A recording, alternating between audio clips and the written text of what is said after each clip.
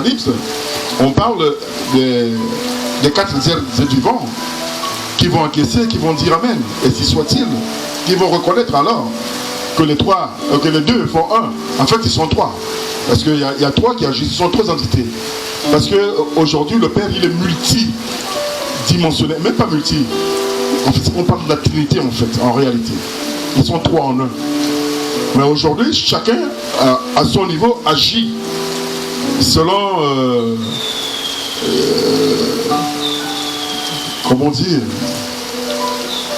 selon ses compétences, si on peut s'exprimer ainsi. Aujourd'hui, par rapport à cette question, je ne peux revenir que sur l'Apocalypse à la fin, qui rend louange, honneur, gloire au Seigneur et à Dieu le Père, et ces vieillards qui sont en haut, qui se prosternent devant Jésus et devant le Père. Alors pour pousser un peu, voilà votre avis plus loin, quelqu'un a dit ceci, si Jésus est Dieu, pourquoi la Bible dit qu'il est assis à la droite du Père? Parce que là nous voyons qu'en fait il y a un Père et il y a quelqu'un assis à sa droite. À ce moment, ils sont 2. Comment est-ce que vous pouvez l'expliquer? Je disais tantôt même quand j'ai ouvert le débat, je disais les choses de l'esprit sont une folie pour l'homme. Il y a des choses en réalité que l'homme de son intelligence ne comprendra rien du tout. C'est pourquoi je vais revenir rapidement sur Genèse 1, sur Jean 1. Parce que Jean 1 est clair là-dessus. Jean 1 nous dit au commencement était la parole. La parole était avec Dieu et la parole était Dieu. Et que toute chose a été faite par la parole. Donc c'est Dieu qui a fait ces choses. Ça veut dire, pour moi c'est clair là-dessus. Là. Il n'y a pas matière à parler dessus. Merci. Alors je reviens chez maman Astrid. J'ai plutôt envie d'ajouter ceci. Oui. C'est vrai que ça porte un peu à confusion quelque part. Parce que nous les hommes, nous essayons de comprendre les choses quelquefois par notre intelligence.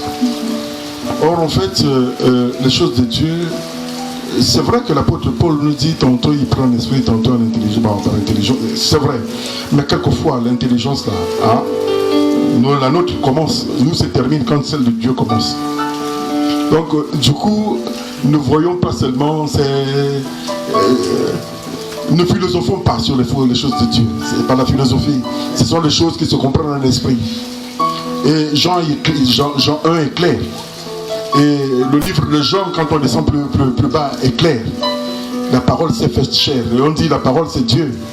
C'est clair, elle s'est faite chair. Chair en qui? En Jésus-Christ. Et aujourd'hui, quand on regarde, c'est vrai, Jésus en venant sur la terre, c'était clair. Il est venu pour servir. Il est venu pour nous montrer le modèle de vie.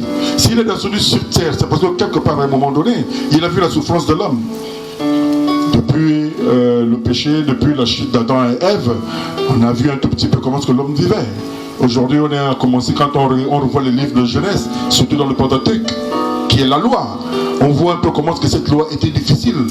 Comment est-ce qu'elle poussait plus ou moins le gens au péché. Donc de manière générale, si je parle terre à terre, là maintenant. Si aujourd'hui, je prends un exemple bête, un exemple du monde. Moi j'ai ma fille qui a un petit copain. Si aujourd'hui on lui dit laisse le petit copain, le fait de lui dire laisse le petit copain, il ne le laissera jamais. Parce que ce qui est interdit là, c'est ce que les gens aiment bien. C'était juste une petite parenthèse. D'accord, merci beaucoup. Alors maman Astrid va nous dire un peu plus long sur sa position, qu'il y a 2 entités différentes. Merci maman Lenny. Alors moi je me base sur 2 entités. Je n'irai pas dans la Trinité. Pourquoi? Parce que dire déjà qu'il y a un Père, un Fils, un Saint-Esprit, c'est dire qu'il y a 3 trônes au ciel. C'est dire qu'il y a 3 chaises au ciel, alors que lorsqu'on lit la Bible, il n'y a qu'un seul trône. Et je vais donner les versets tout à l'heure, je préfère d'abord expliquer. Okay. Maintenant, si il y a 3 trônes au ciel, mais c'est le même Jésus qui dit qu'il va prier le Père pour qu'on puisse recevoir le Saint-Esprit. Et il précise dans Jean 15, à partir du verset 26, que le Saint-Esprit, c'est l'Esprit du Père. Est-ce que le Saint-Esprit, c'est l'Esprit de Jésus? Moi, j'écoutais un chant récemment qui disait que Jésus est le Saint-Esprit. Moi, j'ai tiqué, mais je me dis que ce sont des personnes qui pensent que c'est le même Dieu et c'est la même personne. Du coup, on se dit, si Jésus c'est le Père, donc le Saint-Esprit c'est Jésus. Or, on voit ici dans Jean 15, à partir du verset 26, c'est Jésus qui dit à ses disciples, quand sera venu le Consolateur, que je vous enverrai de la part du Père, mais si c'est lui-même, ça veut dire quoi? Il se fout de nous, on ne sait pas. L'Esprit de vérité qui vient du Père, il rendra témoignage de moi. Alors, moi, j'ai pour habitude de dire que Jésus est venu sur la terre pour glorifier son Père. Il est venu sur la terre pour nous réconcilier avec son Père.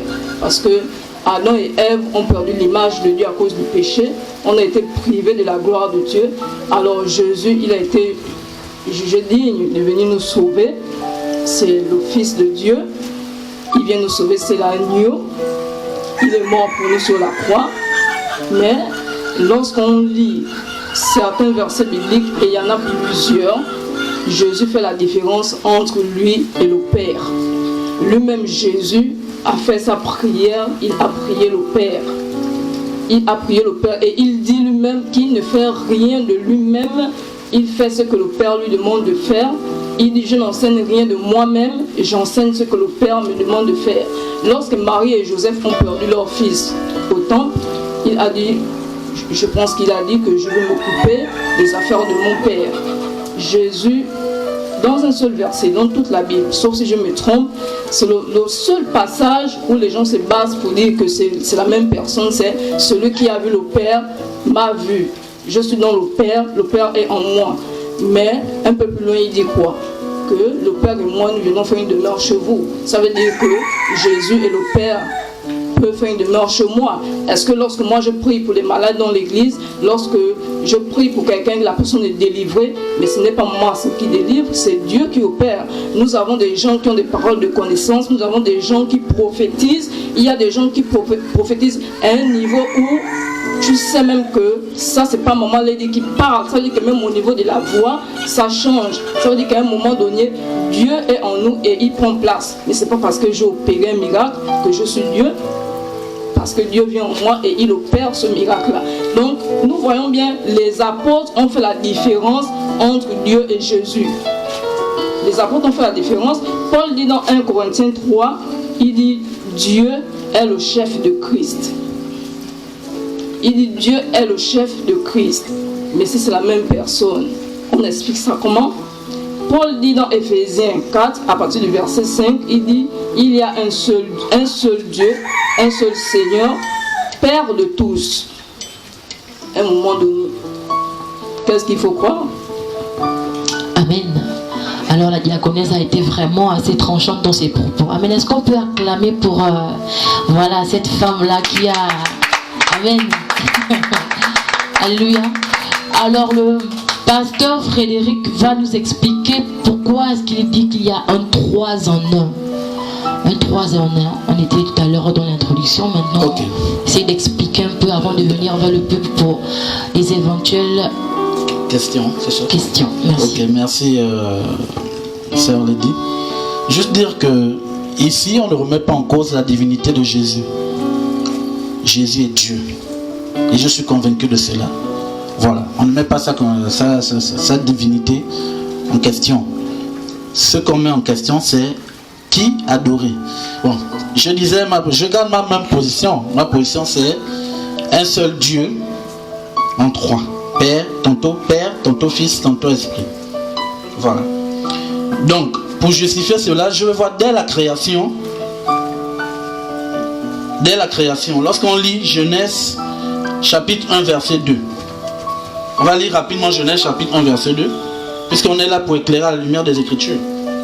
Dans Genèse chapitre 1 verset 2, on dit la terre était informe et vide, il y avait des ténèbres à la surface de l'abîme et l'Esprit de Dieu se mouvait au-dessus des eaux. Nous voyons déjà ici là, l'Esprit de Dieu, c'est l'Esprit, le Saint-Esprit. 1. Deuxièmement, Genèse Jean 1 verset 1. Dans le verset que papa Julien venait de lire tout à l'heure. Jean 1 au verset 1.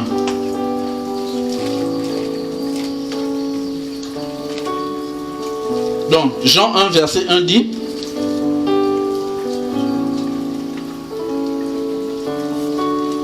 au commencement était la parole, et la parole était avec Dieu, et la parole était Dieu.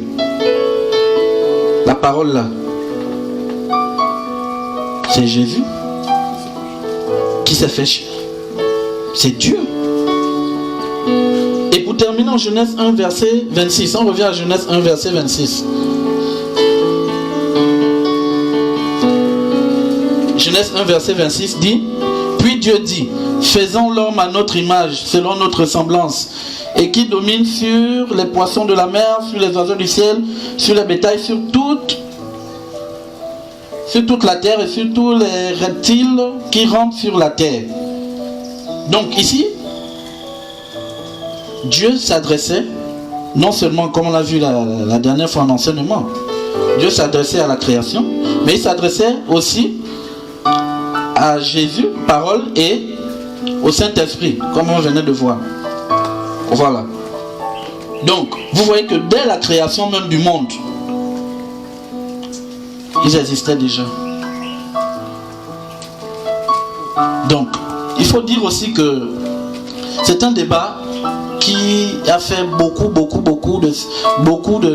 qui a divisé beaucoup l'Église.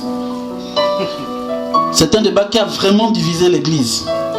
Parce que tantôt pense, il faut louer, comme je disais en introduction, il faut louer juste le Père, il faut louer le Fils ou le Saint-Esprit, ou il faut louer les trois. Voilà. Donc, à l'époque, les pères, nos pères, ont essayé de répondre à la question de la Trinité. C'est de ce qui est sujet ici, la Trinité. Donc, un seul Dieu sous trois personnes. C'est ça la Trinité. Voilà. Donc, le problème, la doctrine de la Trinité répond à un besoin essentiel pour le chrétien. C'est un besoin essentiel de la piété chrétienne.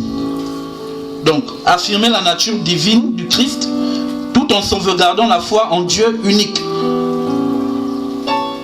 La Trinité répond à une exigence de pensée spécifiquement chrétienne. Parce qu'il y a eu tellement de débats, les gens se sont posé des questions, mais est-ce qu'on doit juste louer le Dieu, le Père? Est-ce qu'on doit louer bien, comme la diaconesse disait tout à l'heure, qui sont en trois? Il y a trois trônes. Je dis non. Un seul trône pour plusieurs attributions. Je reste garé sur ma position. Voilà. D'accord. Je ne sais pas si j'ai essayé de répondre au fur et à mesure du débat. C'était votre explication par rapport à votre point de vue. Voilà, effectivement. D'accord, merci. Alors, de qui, voilà, renvoie notre adoration? Sinon, sur quelle entité devons-nous adorer? Amen. Alors, je me tourne vers le peuple par rapport à leur introduction et leurs explications.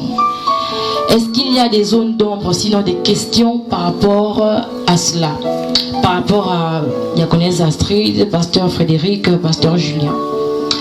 Est-ce qu'il y a des zones d'ombre? Est-ce qu'il y a des mots qui ont été... Oui. En fait, il y a des propos que la diaconesse a sortis que je voudrais quand même intervenir dessus avant que l'on aille sur l'adoration. Nous prenons d'abord les questions, après nous allons revenir vers vous. Est-ce qu'il y a des questions du peuple par rapport à ce qu'il y a été dit?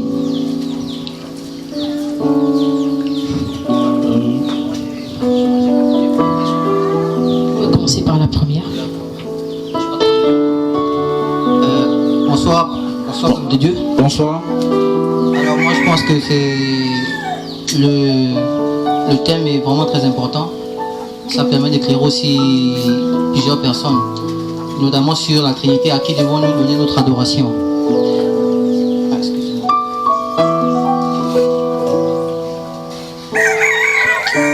Moi j'ai une question à poser et je tiens peut-être à prendre parti concernant la diaconesse ici.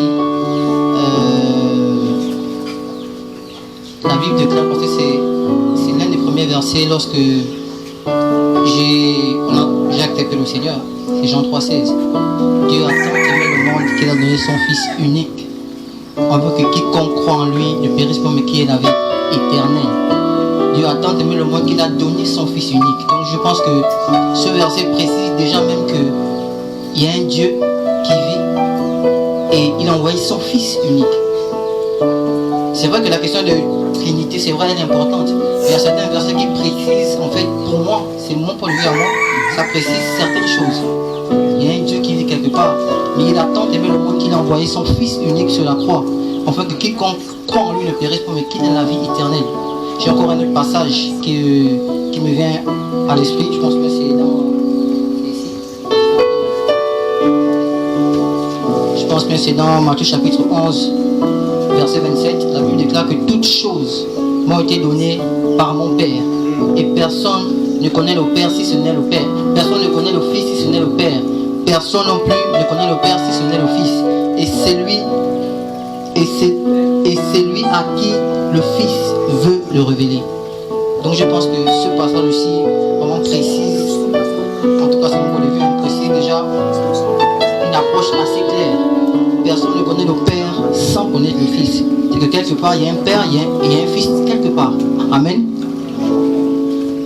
Par rapport à cela, que pensez-vous de la question, Pasteur Julien? Pour moi, la question elle est simple. Je pense que le frère s'est appuyé simplement sur la parole, sur certains versets. Mais pourtant, aujourd'hui, quand on revient sur cette même parole, sur certains versets, il y a des choses qui sont claires. Par exemple, sur Jean 1, verset 1. Quand on descend sur Jean, il est clair que la parole était Dieu et que c'est cette parole qui s'est fait chair. Non, il faut que l'on comprenne ceci. Enfin, à mon humble avis, nous vous écoutons. Je n'ai pas la connaissance, mais je pense que, bon, je vais essayer par le peu que je connais d'essayer de vous satisfaire.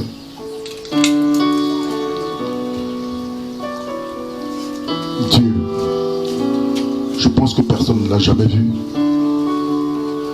Aujourd'hui, quand on rentre dans ce testament, quand on parle, par exemple, de Moïse, qui discutait de vive voix avec Dieu, oui, Moïse discutait avec qui exactement? Est-ce que c'était un Dieu physique qu'il voyait? Je ne suis pas sûr, parce que dans sa parole, il est clair. Nul ne peut me voir et rester en vie. C'est pas possible. Tu as vu Dieu, tu meurs. On le voit par des identités. On l'a vu à travers cet arbre qui... c'est cet arbre qui prenait feu, enfin, je ne sais pas trop. Le buisson Adam, exactement. Moïse, quand il allait sur la croix, sur la montagne pour prendre les tableaux des 10 commandements, c'est vrai, on dit qu'il discutait avec, c'est vrai, il y avait une voix, mais je ne suis pas sûr que, je n'ai lu nulle part que Moïse l'a vraiment vu dans son état. Il a vu le dos. Il a vu le dos, mais pas dans son état. Justement, s'il a montré le dos, c'est que quelque part, si Moïse le voyait, il ne pouvait plus vivre. C'est pas possible. Donc, moi, je pense simplement que les Écritures sont claires. Parce que quand on regarde le passage de Jésus sur terre, Jésus ne s'est jamais glorifié lui-même. Il a toujours parlé au nom du Père. Mon Père m'a envoyé, mon Père m'a dit ceci. À un moment donné, quand on rentre justement dans Jean 14, je crois, il arrive à un moment donné, quand il sait que sa mission est en train de s'achever parce qu'il est venu pour une mission déterminée. Il dit ceci, je m'en vais au Père. Et je pense que c'est Jean 14. Oui. C'est Thomas qui lui pose d'abord la question. Enfin, quand il dit qu'il s'en va au Père, Thomas lui pose la question de savoir, Seigneur, nous ne savons pas où tu vas. Comment pouvons-nous le savoir? Comment pouvons-nous en savoir le chemin? Parce que justement, Jésus, en parlant, il leur disait, vous savez où je vais et vous connaissez le chemin. Et Jésus lui dit, je suis le chemin, la vérité et la vie. Nul ne peut venir au Père que par moi. Si vous me connaissiez, comprenez le temps, vous connaîtrez aussi mon Père. Et dès maintenant que vous me connaissez,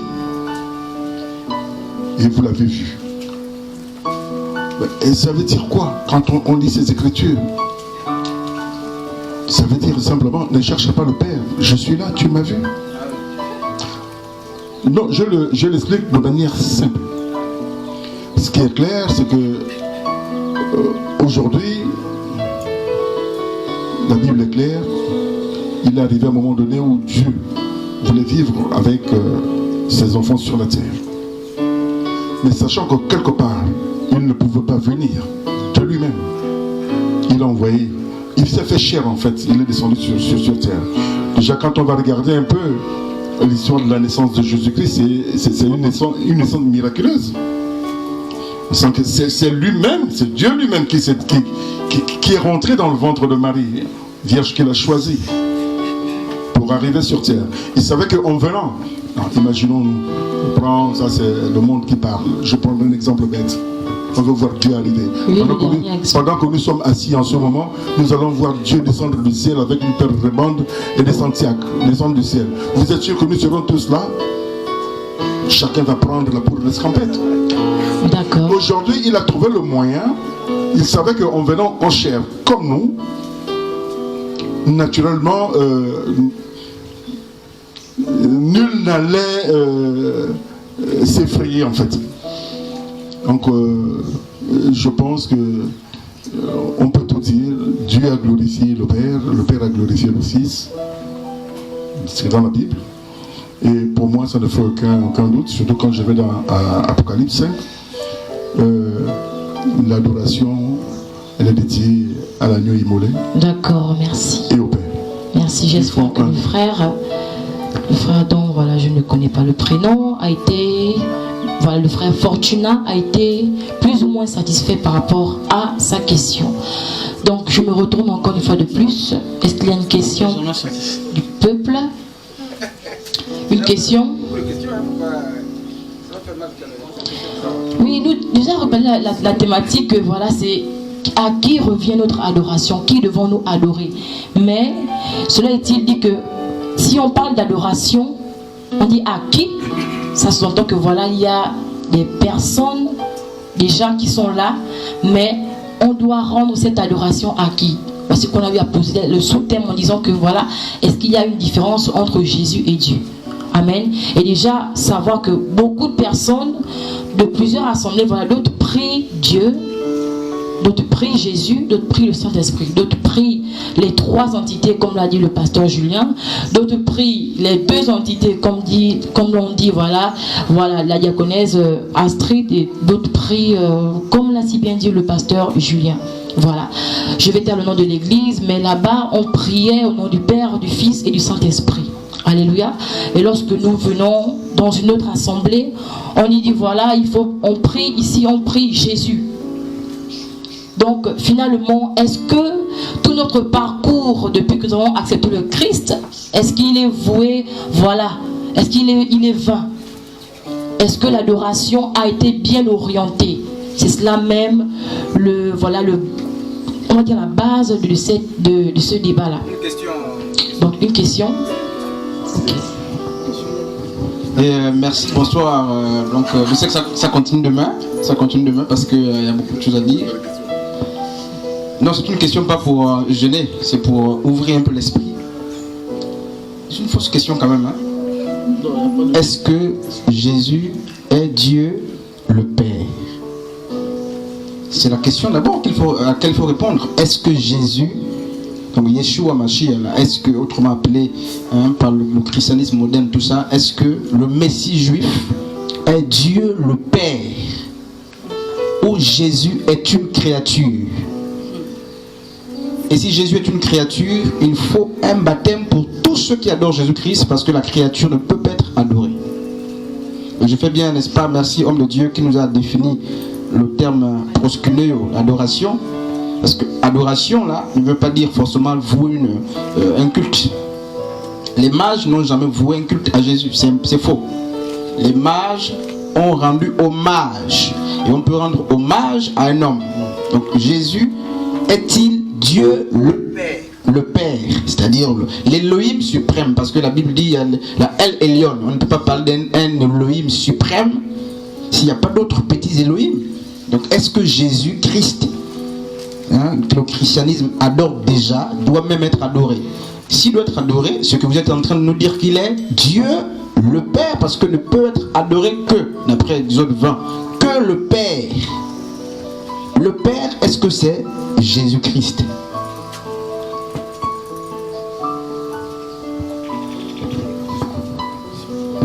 Oui, merci. En fait, Poser la question. j'ai envie de répondre à cette question justement par les Écritures. Justement, je suis revenu tout à l'heure quand j'ai ouvert plus ou moins les débats. Je suis venu sur Apocalypse 6. Aujourd'hui, dans Apocalypse 6, il est clair. Je vais encore relire.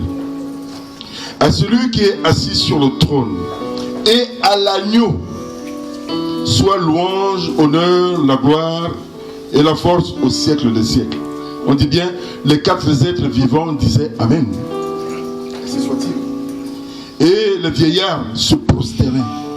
Alors, si Jésus, ces 4 vieillards, ces 4 êtres vivants, et ces 24 vieillards se prosternaient devant Jésus, que devons-nous penser? Parce que la Bible est claire. Cette adoration, ce jour, quand on regarde, quand on lit bien, on dit bien que à celui qui est sur le trône et à l'agneau, donc aux deux. Donc ils sont deux. Non, ils ne sont pas deux. Il n'y a pas deux identités en fait. Mais c'est une concordance, c'est une coordination, c'est une coordination. Oui. À celui qui est sur le trône, c'est pas Jésus, c'est pas l'agneau. C'est pas l'agneau qui est assis sur le trône. C'est bien écrit, c'est pas moi qui écris. Non, l'agneau, le trône appartient à qui? Non, on dit bien à celui qui est sur le trône et à l'agneau. Mais pas à ceux qui sont sur le trône. Non, à celui qui est sur le trône. Mais c'est qui est assis sur le trône? Est-ce que c'est Jésus là? Parce que le trône appartient à... Aujourd'hui, quand on parle de Dieu, par exemple, quand on me dit Dieu suprême, je dis, comme a dit le pasteur d'à côté, Dieu, il est trinitaire. Non, bon, ça c'est vous qui dites. Oui. Dieu un. Non, mais les mots savent que Dieu il est un en toi. Non, même en plusieurs. Je dis non, en toi. Moi, je parle de toi, je parle de Dieu le Père, Dieu le Fils et Dieu le Saint-Esprit. Les Écritures ne parlent pas de Dieu le Père, Dieu le Fils plutôt, Dieu le Saint-Esprit. Non, ça c'est nous qui sommes en train de dire Dieu le Fils. Il n'y a pas Dieu le Fils dans la Bible. Il n'y a pas Dieu le Saint-Esprit dans la Bible. Moi, j'ai étudié Dieu le Saint-Esprit. Non, il n'y a pas Dieu le Saint-Esprit. Homme de Dieu, je pense que c'est dans la manière de faire. Mais ma question, de fonctionner. L'homme de Dieu a dit gloire et l'honneur à celui qui est assis sur le trône. Et à l'agneau. C'est pas moi qui ai dit. Donc si Jésus est à l'agneau. Je vous suis. Si Jésus est Dieu le Père, qui est assis sur le trône d'abord? Je n'ai pas dit qu'il était Dieu le Père. Hein. Donc, mais répondez sur la question. Est-ce que Jésus est Dieu le Père? La seule chose que je peux dire, simplement là, sans aller loin, je sais que Jésus est Dieu qui s'est fait chair. Non, est-ce que Jésus est Dieu le Père? Jésus est le Verbe, le Logos de Dieu. Le Logos de Dieu. Aujourd'hui, quand on parle de Trinité, aujourd'hui, on ne peut plus dire Jésus Dieu le Père. Il y a Dieu le Père, Dieu le Fils, Dieu le Saint-Esprit. Donc, je ne peux pas m'aviser aujourd'hui à dire Jésus est Dieu le Père. C'est pas possible. Ok, non. Je ne peux pas m'aviser de le dire. C'était entremêlé le Père. Ok, Il était. Oui. Je peux donner un verset, s'il vous plaît. Le Père. Pour essayer d'éclaircir. Non, il ne peut pas. On peut donner un verset, hein? Oui, papa, il faut les. D'accord, donc si je lis un peu Luc 10, au verset 22. Ça c'est Jésus qui parle lui-même. Hein. Il dit: toutes choses m'ont été données par mon Père, et personne ne connaît qui est le Fils, si ce n'est le Père, ni qui est le Père, si ce n'est le Fils. Et celui qui a le Fils veut le révéler. Là, lorsqu'on lit à la lumière un peu de ce verset, nous voyons que le Père et le Fils sont un. Ils agissent ensemble. Voilà. Ils agissent ensemble. Ils ont une même action. Voilà. Comme le Dieu, ensemble, je peux agir ensemble avec ma femme? Non. Là, il s'agit. Dans le cas présent, on ne parle pas de femme. Voilà, on ne parle pas de femme ici. On parle de. Est-ce que le fait d'agir ensemble fait une même personne? Elles ne sont pas deux personnes. Il n'y a pas deux personnes là? Non, il n'y a pas de personne. C'est une seule personne. Seul Dieu. Jésus, c'est le Père. Oui. Ok. Voilà. Non, c'est... Pour ma part. Hein, Maman Astrid de ton côté. pour ma part, homme de Dieu. Alors, C'est ma position. Shalom, Jésus Shalom. est Dieu. Voilà. Oui, maman Alors, Astrid. moi, j'ai envie de prendre un exemple. Pour ceux qui ont fait les études à l'étranger. Lorsque vous êtes à l'étranger et que vous voulez régler des problèmes concernant votre pays, vous venez voir directement Ali Bongo Ondimba. Non, vous allez voir l'ambassadeur. Est-ce que l'ambassadeur prend les décisions de lui-même? L'ambassadeur dit ce que le président lui dit de dire, il fait ce que le président lui dit de faire. Donc quand Jésus dit que celui qui m'a vu a vu le Père, mais vous dites que Jésus est amour, le Père est amour. Donc Jésus, lorsqu'il dit que je ne fais rien de moi-même, j'enseigne ce que le Père me dit de faire, je fais ce que le Père me dit de faire, c'est une manière de dire à Thomas que mais tu n'as pas besoin d'aller voir le Père parce que moi je suis l'envoyé du Père et tout ce que le Père peut te dire, je t'ai déjà dit cela. Non, mais c'est pas Il ça est le représentant. Non, il ne dit pas que je suis l'envoyé du Père. Il dit Non, que il ne le dit Père jamais m'a ça. vu. Ah bon? Ouais. Il ne dit pas que j'ai été envoyé par mon père. Non, il dit ça, mais quand tu regardes un peu, lorsqu'on dit, prend mais Jean, comment? lorsqu'on lit le Il livre le de dit Jean, oui ou non? il le dit, c'est vrai, lorsqu'on prend le livre de Jean, hein, Jean 14, j'ai entendu Jean 14. Jean 14, 24. Oui. Et la parole que vous entendez n'est pas de moi, mais du Père qui m'a envoyé. Oui, oui. Et même dans Marc 9, moi j'ai envie de dire, les gens disent souvent Jésus reviendra dans sa gloire. Mais c'est écrit où? Dans Marc 9, 38, je vais lire, on dit, car quiconque aura honte de moi et de mes paroles au milieu de cette génération adultère et pécheresse, le Fils de l'homme aura aussi honte de lui quand il viendra dans la gloire de son Père. C'était toujours Dieu qui parlait en Jésus. Une question. C'est la Trinité, ils agissent ensemble. Même action. Ils ont les mêmes fonctions. Et on peut prier soit Dieu, soit Jésus, soit... C'est pareil. Voilà. Ils sont pareils. Ils sont pareils. Mais il y a un seul Dieu. Jésus. Ils sont un. Ils sont un. Homme de Dieu. Voilà. Père Dieu. Ils sont un. C'est tout. Ils sont un. Bonsoir à tous. L'unicité. Jésus. Bon, j'ai pris la question, peut-être que je ne l'ai pas bien suivie. Je voudrais tenter répondre à la question du frère qui disait, est-ce que Jésus-Christ est Dieu le Père? Alors, moi, je suis un peu là en train de chercher, c'est le passage qui m'échappe. Par la grâce de Dieu, peut-être que je serai là demain. Mais je voudrais dire que Jésus-Christ est le Père. Parce qu'il y a trois personnes en Dieu. Et lorsque Jésus-Christ vient sur la terre pour sauver le pécheur que nous sommes, il vient avec une fonction. En ce moment, il devient fils de le Père. Il devient fils de Dieu. Parce que ça, c'est une fonction. Et le Père reste Dieu. Et le Saint-Esprit aussi a une fonction parce qu'il a un rôle. Chacun des trois personnages ont un rôle. Jésus-Christ est venu pour nous sauver en mourant sur la croix.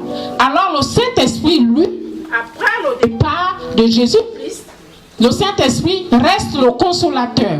Parce que Christ dit, je m'en vais, mais je vais vous envoyer quelqu'un pour vous consoler. Alors c'est le Saint-Esprit qui nous éclaire. C'est le Saint-Esprit qui permet de manière à ce que nous puissions comprendre la parole de Dieu. Mais alors, si nous devons répondre à la question du frère, Jésus-Christ est quelque part le Père. C'est pourquoi il dira, celui qui m'a vu, il joue. En fait, c'est un envoyé. Il se détache parce que ce sont trois personnes en Dieu. Donc, Jésus-Christ, il vient jouer le rôle du sauveur. Le Saint-Esprit vient jouer le rôle du consolateur. Mais les trois personnages font une seule personne. Merci. Amen. Merci, ma soeur. Je pense que c'est clair. Non, ça ne peut pas être clair. Monsieur, c'est Homme pas de Dieu. Ça ne peut pas être clair. Pour moi, c'est clair. C'est parce que je Je suis sur cette dynamique. D'accord. Moi, depuis que je commence, je suis sur cette dynamique. D'accord. Donc, Mais vous n'allez pas nous... Vous allez... Un seul verset. Vous n'allez pas nous... Vous n'allez pas... On prend, homme de Dieu, Apocalypse 4. Qui a remis le livre à l'agneau? C'est le Père. L'agneau était où? Hors du trône. Non, mais bien sûr, donc l'agneau, c'est pas le Père. Parce que le livre était dans les mains du Père, l'Élohim suprême. Et la question est posée, qui enverrai-je? Personne n'a été trouvé digne. Ça veut dire que même l'agneau qui a été trouvé digne n'était pas le seul qui pouvait être trouvé digne. C'est d'abord ça. Parce que la Bible va nous faire comprendre qu'il est l'élu de Dieu. Et l'élection ne peut pas être faite s'il n'y a pas une multitude de personnes. L'élu de Dieu, sauf si vous nous dites que c'est l'élu de lui-même. Et quand on lit Apocalypse 4, que les chrétiens disent non, les 24 vieillards ont vu au milieu du trône l'agneau, c'est lui qui est assis. Jésus n'a pas de trône. Il n'y a pas un seul verset qui dit que Jésus a un trône. Jésus est assis à la droite du Père, comme c'est écrit dans Actes 6. Étienne, un apôtre, un grand homme de Dieu, un diacre, avant sa mort en martyr, a dit, je vois Dieu le Père et Jésus-Christ homme à sa droite. Et on sait que c'est le Père qui a remis le livre à l'agneau, au Fils. Vous vous nous dites que c'est la même personne. Vous nous dites que c'est la même personne divisée par sur les fonctions. Demain, on sort toujours là. Mais on n'est pas convaincu parce que 1 Corinthiens 15 dit, à la fin de toute chose, même le Jésus qui est au ciel il est homme. Parce que 1 Timothée chapitre 2, 5 dit que Jésus-Christ, homme, est en train d'intercéder pour nous auprès du Père. Sauf si c'est le folklore, c'est un jeu. Je sais que vous allez nous dire que c'est...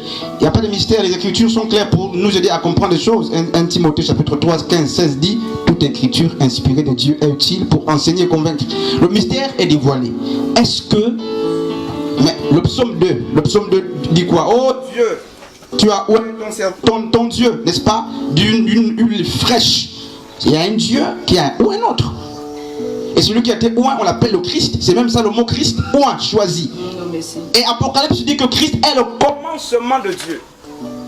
Donc c'est-à-dire le premier-né de Dieu. Premier-né, ça veut dire que Jésus a des frères.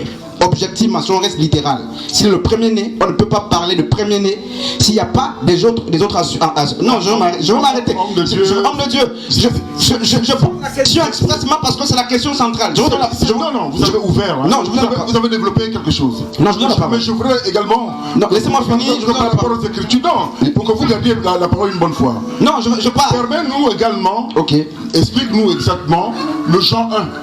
Non, Jean 1. Parce que Jean 1 est clair. Non, Jean 1. Au commencement était la parole était Dieu. Oui. Et la parole était Dieu. Mais continuez. Dieu et la parole était Dieu. Oui. Et à la fin, il dit quoi? Toute chose a été faite par la parole, non par qui? Par Dieu. Le logos de Dieu est appelé, c'est Yeshua, le logos de Dieu. La parole. N'est-ce pas? C'est ce logos qui était spirituel, inspiré, qui s'est incarné. C'est ce que ça veut dire. Maintenant, vous êtes en train de dire que Jésus, c'est pas Dieu. Non, c'est pas ce que je suis en train de dire. Je suis en train de poser des questions comme tout le monde. Aujourd'hui, nous on tient compte. Je vous donne la parole. Laissez-moi finir des Écritures. Moi, je tiens compte des Écritures. Mais nous, on tient compte des Écritures. Mais c'est la seule Écriture. Tu nous as amené dans Actes des Apôtres 4. Moi, je t'amène dans le 5. Pourquoi alors le vieillard se présente devant Jésus? Non, Jésus bénéficie de la gloire de nos pères. C'est pas écrit Jésus bénéficie. Non, mais parce qu'il est sur notre trône. Aujourd'hui, on lui rend les mêmes honneurs que le Père. Non. On ne peut pas rendre les mêmes honneurs. Je vais relire. Homme de Dieu, laissez-moi finir. Celui qui est sur le trône. Laissez-moi finir. Et à l'agneau, soit la louange, l'honneur, la gloire, la force au siècle des siècles. On rend deux. Il n'y a pas un problème là-bas de rendre la gloire à quelqu'un, de rendre hommage à quelqu'un, il n'y a pas un problème. Aujourd'hui, la question centrale, à qui devons-nous rendre l'adoration? L'adoration. Si aujourd'hui, mais l'adoration si aujourd'hui les 4 vieillards. Non, il n'adore pas Jésus. Non, si je lis les 24 vieillards. Il n'adore pas Jésus. Si aujourd'hui les quatre êtres vivants viennent se prosterner devant Dieu, ça veut dire quoi?